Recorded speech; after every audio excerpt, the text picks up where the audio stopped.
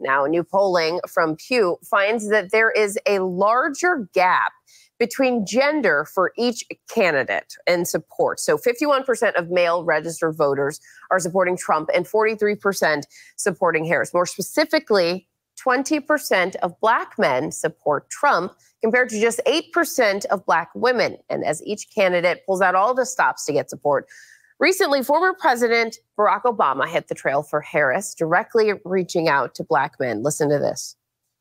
To have someone who has consistently shown disregard, not just for the communities, but for you as a person. And you're thinking about sitting out, and you're coming up with all kinds of reasons and excuses. I've got a problem with that. All right. So I want to bring in journalist Roland Martin, host of Roland Martin Unfiltered. Roland, thank you so much for coming on with me today to talk about this.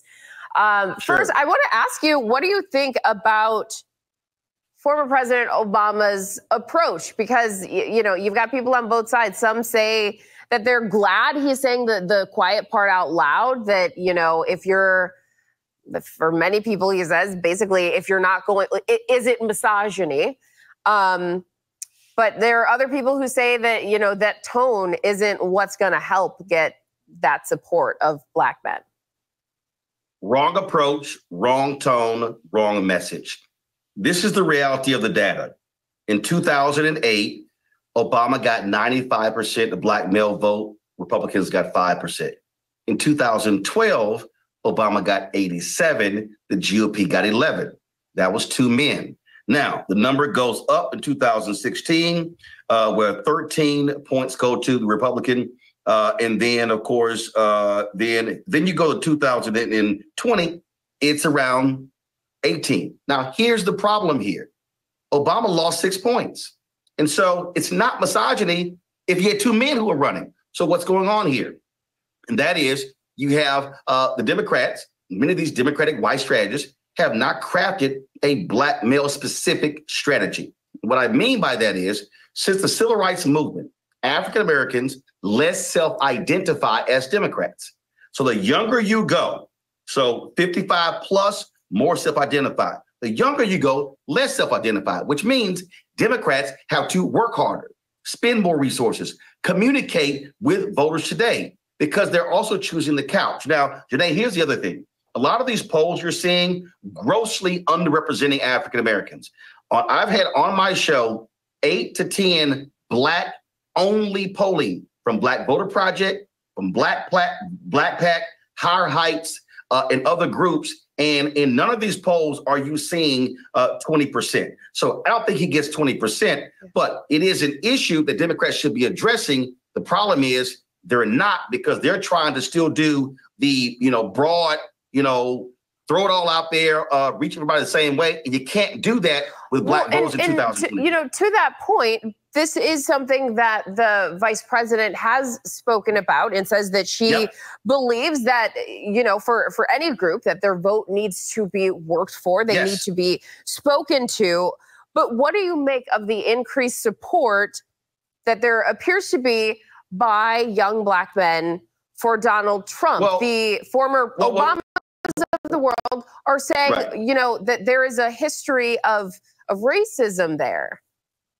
Right. But again, though, you also have to look at, in many of these polls, when you go underneath them, Chris Toller of the Black Voter Project does an excellent job breaking this down. Many of these are folks who are being polled who haven't even voted in 2 or 3 elections. And so there's a difference between registered voters, likely voters, and non-voters. And so that's also skewing a lot of the data. But let's say they actually do vote. Many of them are also voting based upon economic issues. That's one of the issues. You do have among, again, men, this is a male trait, whether you're white, male, Hispanic, Asian, you want a strong person, a strong leader. Do you have misogyny as part of this? Absolutely. But to put it solely on misogyny is wrong when the numbers increase when 2 men ran. And so Democrats have got to do a much better job of messaging. What Obama should be talking about, and other men should be talking about, other Black men, what Biden-Harris has done specific to African-American men when it comes to economics, when it comes to health, when it comes to the environment, when it comes to mental health,